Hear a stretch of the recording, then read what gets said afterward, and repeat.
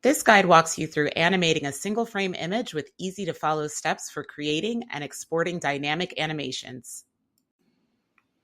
Begin by selecting All Tools. Navigate to the Animate tool.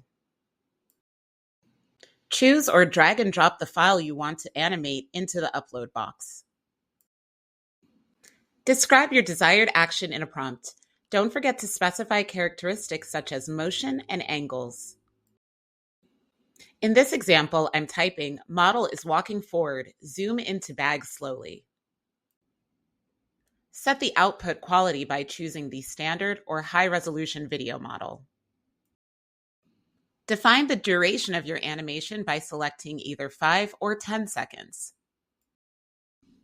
Click to generate with the credit cost noted here.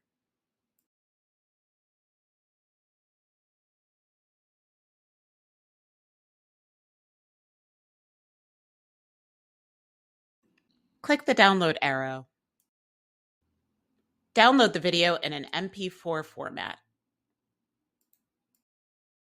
Convert the video into a looping GIF format by selecting the Export as GIF option.